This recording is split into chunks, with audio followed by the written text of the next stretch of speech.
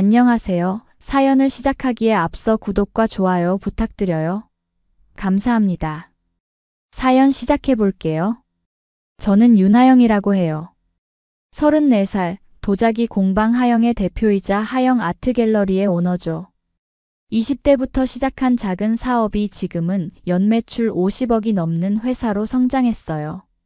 어릴 때부터 부모님 없이 고아원에서 자랐지만 그런 환경이 저를 더 강하게 만들었다고 생각해요.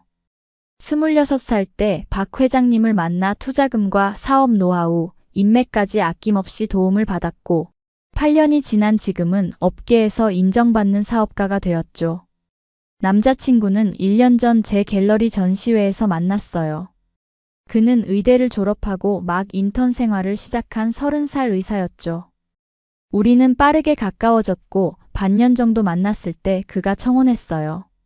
그에게 제가 고아라는 사실을 알고 있냐고 물었을 때 그게 뭐가 중요해? 라며 대수롭지 않게 여겼기에 청혼을 받아들였죠. 하지만 상견례 이야기가 나왔을 때 그가 부모님께 제가 고아라는 사실을 말하지 않았다는 것을 알게 되었어요. 불안했지만 그를 믿기로 했죠. 그날 작업실에서 도자기 유약을 바르고 있을 때 박 회장님의 전화를 받았어요. 제 인생의 은인이자 저를 딸처럼 아껴주시는 분이셨죠. 박 회장님은 상견례에 함께 가주겠다고 하셨지만 제가 혼자 가는 것이 맞을 것 같다고 고집을 부렸어요. 그때는 몰랐어요. 제 인생에서 가장 모욕적인 날이 될 줄은.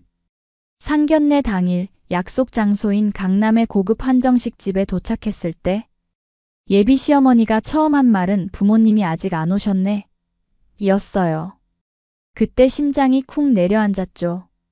그에게 제가 고아라는 사실을 말하지 않았냐고 물었고 그의 표정이 굳었어요. 그때 옆에서 날카로운 목소리가 들렸죠. 아들, 이 여자야?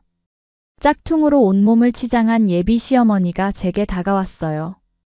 그리고는 저를 위아래로 훑어보더라고요.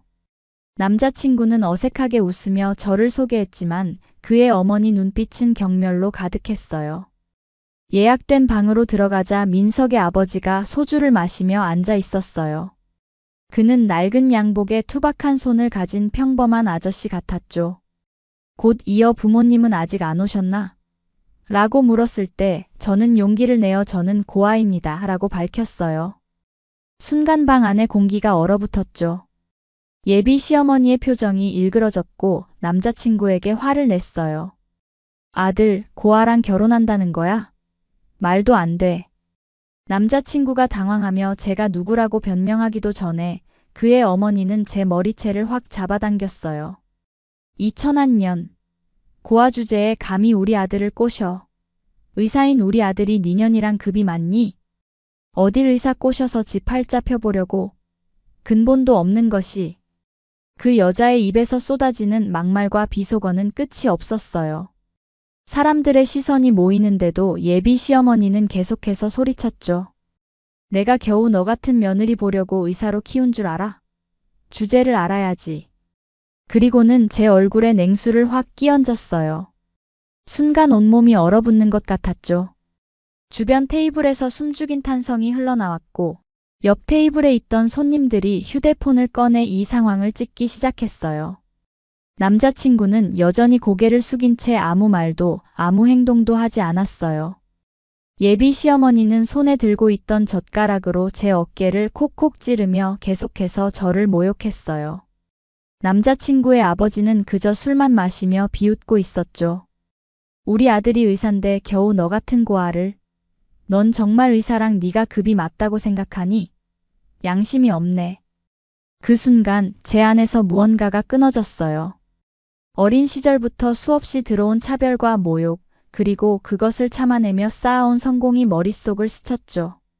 더 이상 참지 않기로 했어요. 테이블에 양손을 짚고 일어나 그 여자의 눈을 똑바로 쳐다보며 단호하게 말했죠. 의사면 저보다 급이 한참 낮긴 하죠? 물에 젖은 머리카락을 한 손으로 쓸어넘기며 천천히 일어섰어요. 그리고 가방에서 명함 케이스를 꺼냈죠. 명함 케이스를 열어 명함 한 장을 테이블 위에 올려놓았어요. 하영 아트 갤러리 대표이사 윤하영이라는 글자가 환하게 빛났죠. 실례지만 의사면 월급이 얼마죠? 인턴이면 400만 원 정도. 우리 회사 막내 사원 월급이 500만 원이에요. 휴대폰을 꺼내 은행 앱을 열었어요. 제 개인 통장 잔고 화면을 보여줬죠.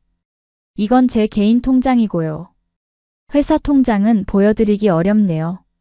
저는 연매출 50억, 직원 20명을 거느린 회사 CEO예요. 당신 아들은 이제 겨우 인턴 시작한 애송이 의사고요. 의사 월급이 제 회사 신입 직원보다도 적다는 사실 알고 계셨나요? 차분한 목소리였지만 강철처럼 단단한 어조였죠. 주변 테이블에서 술 마시던 손님들이 일제히 휴대폰으로 이 상황을 녹화하고 있었어요. 그 여자의 얼굴이 창백해졌어요. 그녀는 떨리는 손으로 명함을 집어들고 한참을 바라보더니 점점 눈이 커졌죠. 이게 진짜야? 그녀의 목소리가 갑자기 작아졌어요.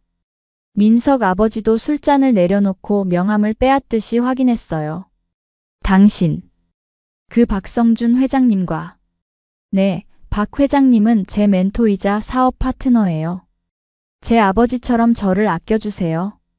제가 애비 없는 년이라고 했죠? 제겐 친부모는 없어도 존경받는 사업가가 제 뒤를 봐주시니까 걱정 마세요. 그리고 제 갤러리에 걸린 작품들은 당신들이 평생 모아도 아들이 의사가 되어도 살 수 없는 가격이에요. 그 말에 그의 아버지가 소주잔을 떨어뜨렸어요. 아끼는 오해가 있었던 것 같아요. 그가 더듬거리며 말했어요. 그때 제 휴대폰이 울렸어요. 주저없이 통화 버튼을 눌렀죠. 네, 회장님. 네, 상견례 중이에요. 그렇군요. 뉴욕 미술관에서 작품 전시 제안이 들어왔다고요? 네, 알겠습니다. 내일 아침에 뵙겠습니다. 전화를 끊자 폭탄이 터진 듯한 침묵이 흘렀어요. 그의 어머니는 의자에서 미끄러져 바닥에 털썩 주저앉았고 그녀의 얼굴에서 핏기가 완전히 사라졌죠. 그때 제일 놀라운 일이 벌어졌어요. 방금 전까지 저를 쓰레기 고아년이라 부르며 머리채를 잡아당기던 그 여자가 바닥에 무릎을 꿇고 기어와 제 구두를 붙잡았어요. 아이고, 내가 잠시 정신이 나가서 그랬어요. 오해가 있었나 봐요. 어머니로서 며느리 자격을 제대로 확인하는 거였어요. 그녀는 제 구두에 묻은 물기를 닦으며 애원했어요. 그 모습이 너무 역겨워 한 발짝 물러섰어요. 어머니, 체면 좀 지키세요. 사람들이 다 보고 있어요. 남자친구가 당황해서 어머니를 일으키려 했지만 그녀는 계속 저를 붙잡으려 했어요. 우리 아들 좀 잘 부탁해요. 박성준 회장님이 보증하는 며느리라니 내가 얼마나 복이 많은지 몰라요. 그녀의 태도가 180도 바뀐 것에 메스꺼움을 느꼈어요. 처음부터 돈과 권력만 보는 천박한 사람들이었던 거예요. 남자친구가 당황한 표정으로 제게 다가왔어요. 그의 눈에는 절박함이 서려 있었죠. 하영아, 이해해줘. 내 마음은 진심이야. 진심? 내가 고아라는 사실을 다 알렸다고 하지 않았나요? 부모님께 일부러 말하지 않은 것도 진심이에요? 돈 때문에 접근한 거였어요? 그가 입을 열었다가 다시 닫았어요. 눈동자가 흔들렸죠. 그 순간 그의 어머니가 끼어들었어요. 아들, 제발 우리 귀한 며느리 놓치지 마. 좀 있으면 아버지 수술비도 해결해야 하고 내 동생 학비도 해결해야 하잖아. 제발. 모든 퍼즐이 맞춰지는 순간이었어요. 남자친구의 얼굴이 창백해졌고 제 가슴은 얼음장처럼 차가워졌죠. 그런 거였어요? 남자친구가 제 손을 잡으려 했지만 냉정하게 뿌리쳤어요. 감사합니다. 오늘로 우리 관계는 끝이에요. 제가 일어서자 그의 어머니가 저를 붙잡았어요. 하지만 전 그녀의 손아귀에서 벗어나 식당을 나왔어요. 남자친구가 뒤에서 소리쳤어요. 하영아, 내가 잘못했어. 돌아와. 하지만 전 뒤돌아보지 않았죠. 식당 입구에서 매니저가 민망한 표정으로 저를 배웅했어요. 상견례 다음 날 저는 평소처럼 갤러리 일에 집중했어요. 그런데 직원이 급하게 달려와 스마트폰을 보여줬죠. 대표님, 대표님 상견례 영상이 SNS에서 화제예요. 모자이크 돼 있긴 한데 대표님인 거 티나는데요? 놀라서 화면을 보니 상견례 자리에서의 상황의 일부분이 영상으로 올라와 있었어요. 고아 출신 사업가, 오만한 예비 시어머니에게 당당히 맞서다라는 제목으로 빠르게 퍼지고 있었죠. 그날 하루 종일 제 갤러리 전화는 평소보다 더 많이 울렸어요. 사람들의 관심과 응원 메시지가 늘어났죠. 한 달 후 저는 매거진 인터뷰에 응했어요. 고아원에서의 성장기, 사업 시작의 어려움, 그리고 성공하기까지의 여정을요. 많은 독자들이 제 이야기에 공감했고 비슷한 환경에 있는 이들에게 희망이 되었죠. 환경보다 중요한 것은 자신을 믿는 힘이에요. 누구나 자신만의 길을 개척할 수 있어요. 그 인터뷰 이후 제 갤러리를 찾는 손님이 조금 더 늘었고 도자기 작품에 대한 관심도 높아졌어요. 사업도 점차 성장하여 해외 진출을 준비하게 되었죠. 매출도 꾸준히 상승했어요. 그리고 가장 큰 행운은 박 회장님의 아들을 만난 것이었어요. 그는 제 이야기에 감동받아 갤러리를 찾아왔고 우리는 자연스럽게 가까워졌죠. 그는 부족한 것이 없지만 담백하고 진정성 있는 사람이었어요. 무엇보다 제 과거를 부끄러워하지 않고 오히려 제 성취를 존경해 주었죠. 하영 씨가 이룬 모든 것은 온전히 하영 씨의 노력 덕분이에요. 난 그저 옆에서 응원하고 싶을 뿐이죠. 그리고 며칠 뒤 그 여자가 찾아왔어요. 이제 와서 무슨 도움을 바라는 건지 의아했어요. 민석이가 병원에서 쫓겨났어요. 그 상견례 사건 영상 때문에 평판이 나빠져서 대형 병원에서 모두 거절당했거든요.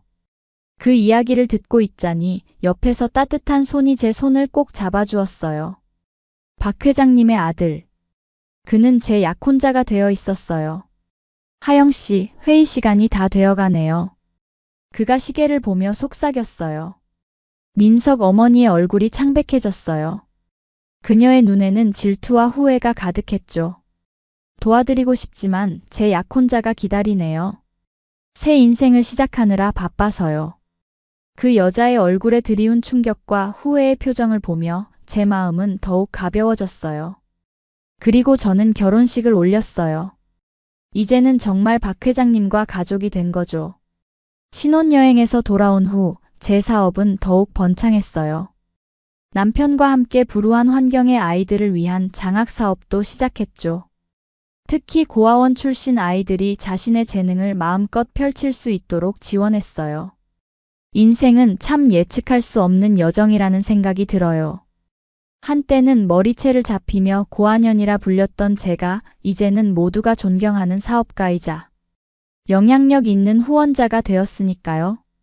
하지만 제가 이룬 모든 성공보다 더 값진 것은 제 자신을 있는 그대로 받아들이고 사랑하게 된 것이라고 생각해요. 고아라는 배경이 더 이상 부끄러움이 아니라 제 정체성의 자랑스러운 일부가 된 거죠. 요즘은 종종 고아원을 방문해요. 아이들에게 제 이야기를 들려주고 그들도 꿈을 이룰 수 있다고 용기를 주죠. 그 아이들의 반짝이는 눈빛을 볼 때마다 제 가슴은 희망으로 가득 차요. 인생은 때로 공정하지 않을 수 있어요. 누구나 시작점이 다르고 어떤 이들은 더 많은 장애물을 마주하게 되죠. 하지만 결국 중요한 건 그 과정에서 우리가 어떻게 성장하고 어떤 사람이 되어가느냐는 거예요. 저는 윤하영입니다. 한때는 버려진 고아였지만 이제는 자신의 가치를 알고 타인을 존중하며 세상에 긍정적인 영향을 주는 사람이 되었어요. 그리고 그것이야말로 제가 이룬 가장 큰 성공이라고 생각합니다. 머리채를 잡았던 그 손이 이제는 사과를 위해 내밀어진다 해도 저는 웃으며 그 손을 잡아줄 수 있어요. 왜냐하면 이제 저는 충분히 강하고 충분히 행복하니까요. 그것이 바로 진정한 승리, 가장 통쾌한 역관광이 아닐까요? 제 긴 이야기를 끝까지 들어주셔서 감사합니다. 구독과 좋아요, 알림 설정까지 잊지 마세요.